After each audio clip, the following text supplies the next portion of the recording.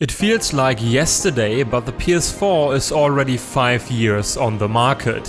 While some of its biggest and most anticipated exclusives are yet to be released, the countless PS5 leaks and rumors all but confirm what many of us already knew.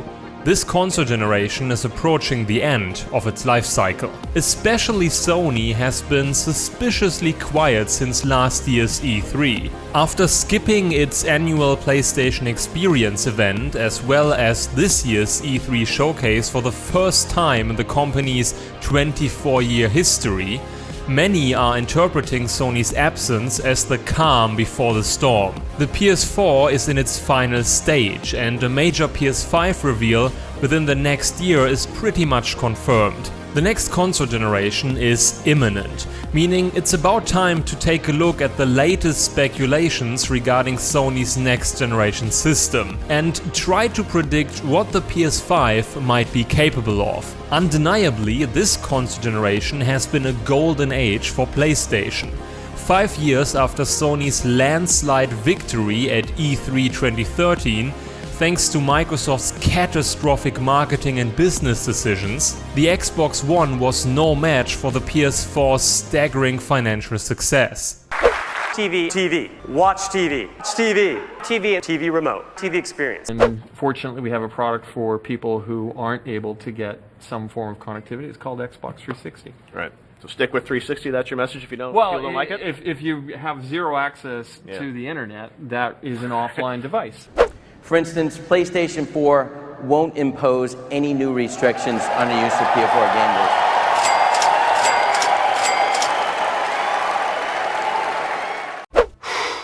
Boy, that escalated quickly. The PS4 has outsold the Xbox One more than 2-1 and is set to surpass 100 million units sometime this year. A legendary number only a handful of consoles ever reached. It's questionable whether the PS4 manages to outsell the Nintendo DS and PS2, but it's safe to assume the console will move past the Wii, PS1 and maybe even the Game Boy. It's in Sony's best interest to maintain its market leader position. But if recent events are any indication, this time Microsoft won't hand market dominance to Sony on a silver platter. Services like Xbox Game Pass and the great number of newly acquired studios to expand the first-party network seem to confirm that Microsoft has learned from past mistakes. Apart from the competition of its greatest rival, it will be interesting to see how console manufacturers like Sony react to the influence of new technology and consumer behavior. The addition of iterative consoles and the increasing popularity of streaming services make it difficult to predict the future of consoles. In what way will the PS5 be similar to a traditional console cycle, and in what way will it offer something entirely new? What exactly has the PS5 in store for us? Here are my predictions regarding the hardware, price, services and possible exclusives of Sony's next-gen console. If you prefer to skip to a specific topic, use the timestamps in the description. Here we go.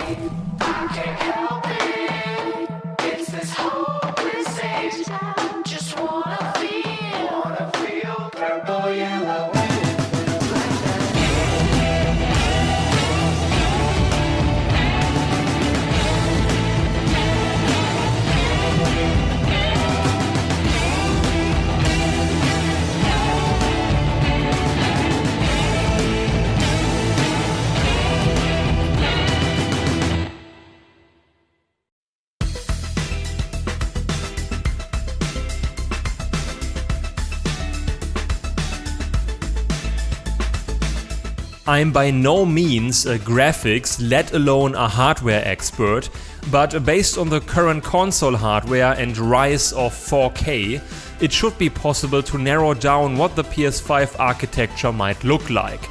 Remember that Sony's president himself spoke of the necessity of next generation hardware. He didn't call it an incremental update.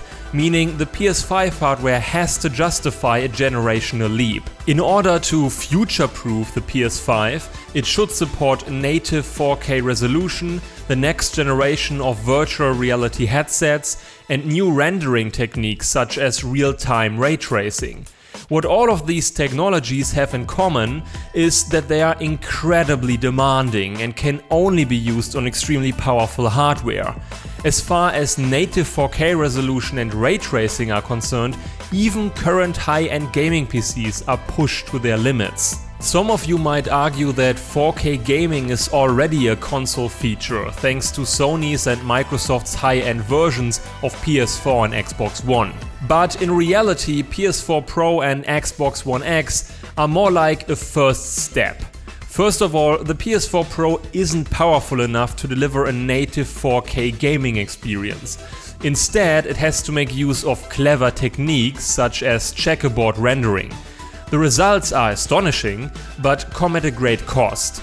Apart from higher resolution and HDR support, the graphical fidelity is pretty much identical between base PS4 and Pro. The Xbox One X, on the other hand, can handle native 4K, but not nearly as consistently as you would expect. Current console hardware in form of PS4 Pro and Xbox One X should be regarded as a test run.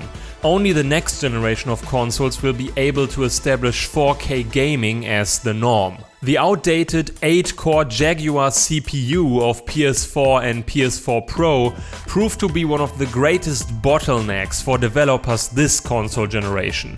According to recent reports, Sony plans to rectify that mistake by implementing a state-of-the-art 8-core Zen CPU from AMD. Obviously, we have to take these supposed leaks with a huge grain of salt. However, given the hardware of PS4 Pro and Xbox One X, an advanced 8-core CPU seems realistic. Currently, the world's most powerful console features an 8-core 2.3 GHz CPU paired with 12 GB GDDR5 of RAM. So it's reasonable to assume that the PS5 will most likely have 16 GB of RAM and an 8-core CPU running at least over 3 GHz clock speed. We have to keep in mind that Sony is primarily a hardware manufacturer, whereas Microsoft's competence lies primarily in software.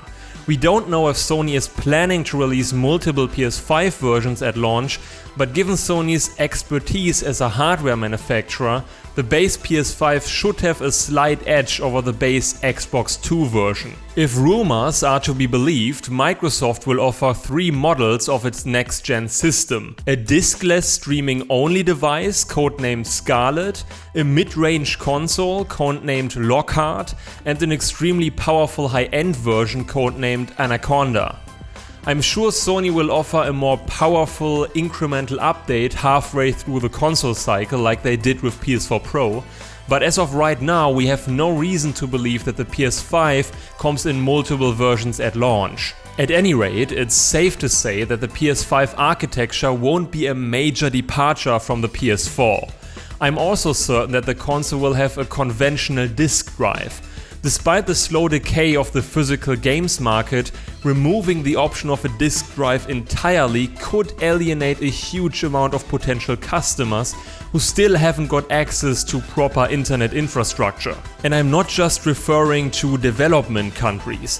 Even in many European countries and the States, broadband speeds are quite miserable.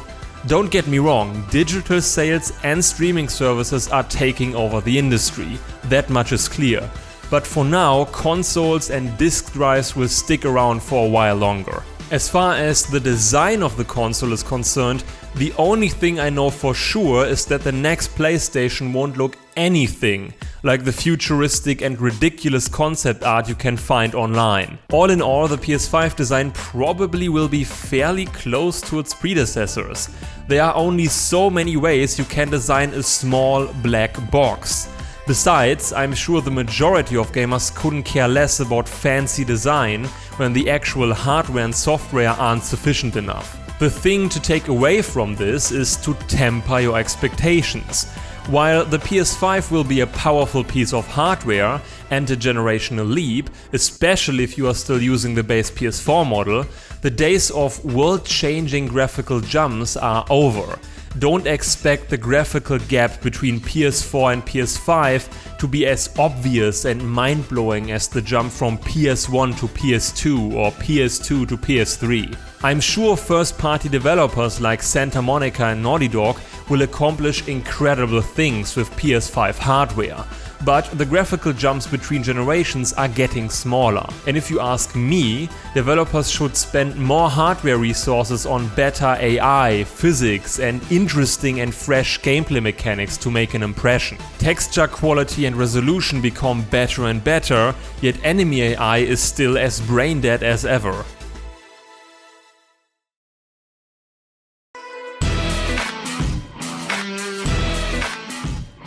As far as accessories are concerned, I think it's safe to say the DualShock controller will be pretty much the same. Millions of gamers are used to a particular design, which is why major changes probably aren't the best idea. Besides, what do you expect? It's a controller. The basic design of D-pad, 2 analog sticks, shoulder buttons and square, triangle, X and circle has been nailed down for over a decade now.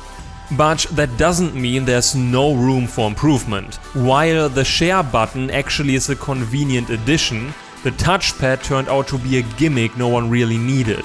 Apart from developers like Media Molecule, the touchpad has been used as an additional button, and that's about it.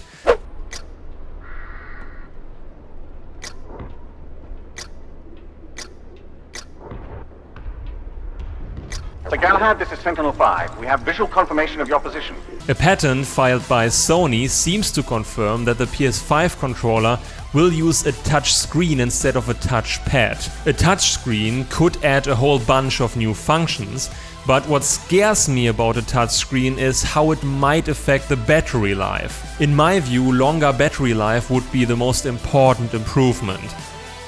VR certainly didn't take the world by storm, as was to be expected given how clunky and inconvenient it still is, but according to Sony, PlayStation VR was successful enough to keep investing in this technology. Due to its low price point, at least in comparison to Oculus and HTC Vive, Sony's VR headset sold over 3 million units. Naturally, a next-gen version of PlayStation VR would utilize the PS5 hardware to run games at higher resolution and frame rate. That being said, if the headset uses dual displays, 4K VR may be out of the question. In that case, the PS5 would need to be capable of 8K streaming. But the biggest turn-off for many VR skeptics has to be the sheer effort it takes to play games in VR. If the next iteration of PlayStation VR can operate wireless and receives more precise motion controllers instead of the outdated Move controllers, Sony might be able to convince more people to pick up a VR headset.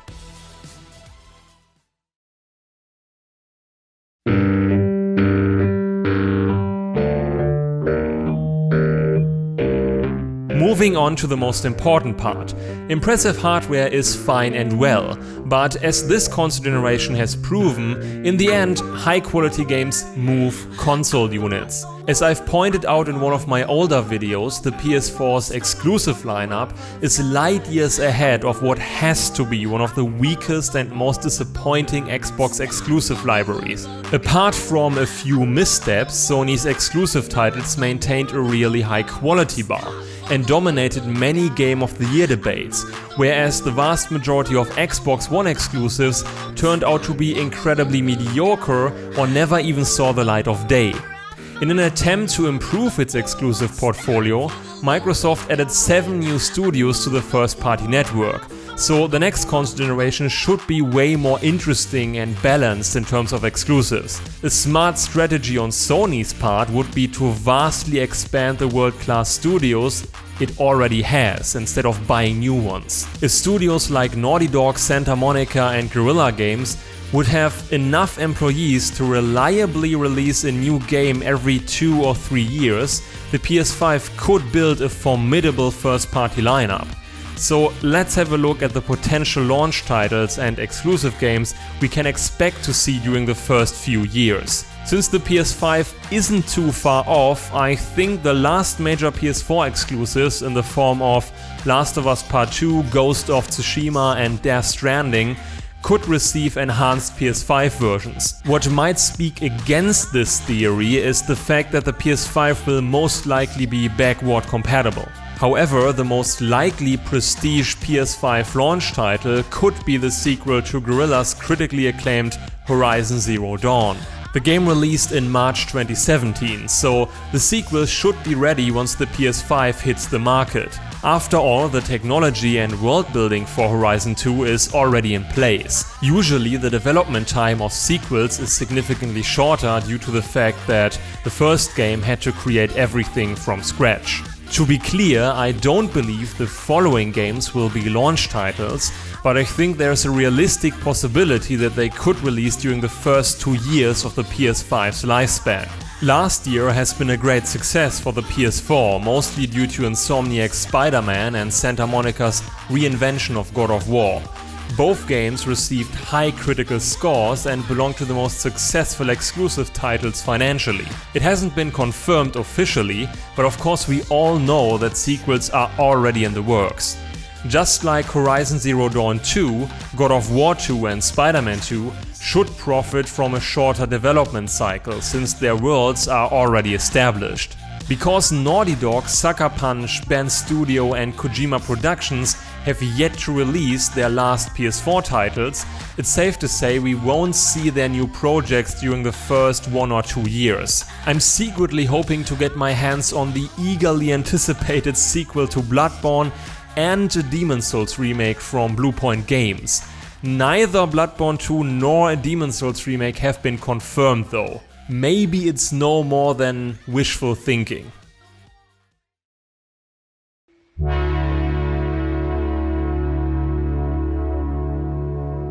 As lackluster as the Xbox One's exclusive portfolio is, Sony could learn a thing or two from services like Xbox Game Pass and full backward compatibility. Making PlayStation 4 games compatible with the PS5 has to be one of Sony's priorities, for the simple reason that it would add an incentive to carry over your games library to the next system. Since the PS5's architecture will be very similar to the PS4, backwards compatibility for PS4 games should be all but confirmed. A pattern filed by Mark Cerny suggests that Sony might go all out, making the PS5 backward compatible with all major PlayStation platforms. If this turns out to be true, Sony could add thousands of games to the PS5 library. Obviously, I'm hoping this is actually the case, but as long as Sony makes PS4 games backwards compatible, they should be just fine. Many companies are investing in streaming technology to become the Netflix of games. The competition to Sony's streaming service PS Now will increase drastically in the coming years. Microsoft is currently developing Project xCloud, Google already showcased the potential of Project Stream, and even Amazon has entered the race. Everyone wants a piece of the cake, and I'm not sure if PS Now will be able to match the performance of other streaming services.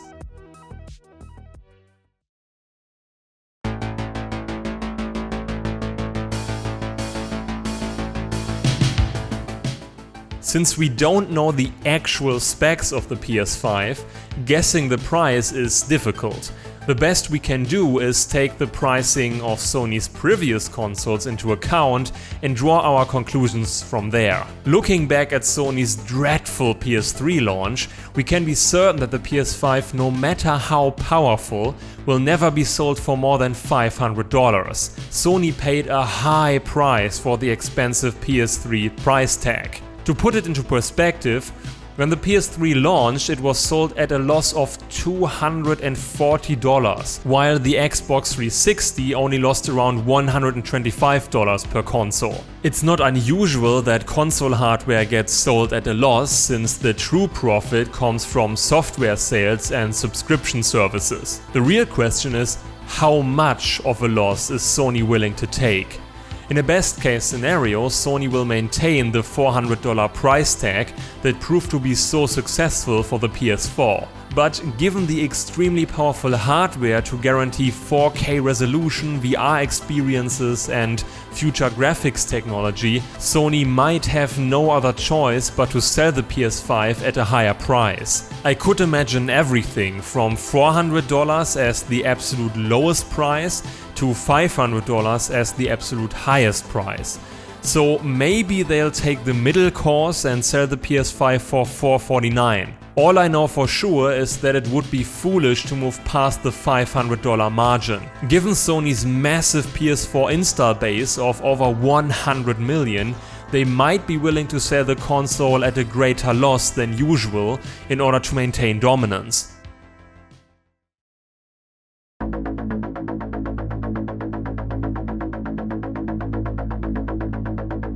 Now that we've discussed the hardware, potential exclusive games, accessories and pricing, it's time to tackle the most burning question of all. When will the PS5 release? By and large, there are three possibilities: 2019, 2020 or 2021. Let's discuss the likelihood of each individual year. A holiday 2019 release date gets more and more unlikely. Not impossible, but highly unlikely. If Sony actually wants to release a next-gen system this year, we should hear about it in the coming months. But so far Sony has been completely silent and even decided to skip E3, making it all the more doubtful that the PS5 is scheduled to be released this year. We don't even know the release dates for supposed PS4 exclusives like Last of Us Part 2, Ghost of Tsushima and Death Stranding. So, like I said, it's not impossible, but I certainly wouldn't bet money on a 2019 release. Most people, including myself, regard 2020 as the most likely launch window. Sony made pretty clear that we shouldn't expect any more major PS5 exclusive except the ones we already know about. If the PS5 releases in 2021 instead, I'm afraid the last year of the PS5 could be a complete wasteland in terms of exclusive titles. But even more importantly, Sony has to keep up with the competition. If recent rumors are to be believed, Microsoft is planning to unveil the next-gen Xbox consoles at this year's E3 in order to be ready for a holiday 2020 release. Releasing the PS5 a full year after the next generation of Xbox consoles probably doesn't turn out in Sony's favor. I could see Sony revealing the PS5 later this year, maybe on PlayStation Experience. Or they don't do anything major this year and follow the same pattern leading up to the release of the PS4. This would mean a reveal event in February 2020 and a great presence at E3. The reason why certain analysts leave open the possibility for a 2021 release date is due to the fact that despite being past its high point, the PS4 is still selling incredibly well. Releasing the PS5 too early could create competition between Sony's own products. However, I'd argue it could potentially be far more damaging to give Microsoft a head start. I still believe a PS5 release alongside the next Xbox consoles during the holidays of 2020 is the best guess. I'm sure we'll get new information regarding the next Xbox at Microsoft's E3 conference.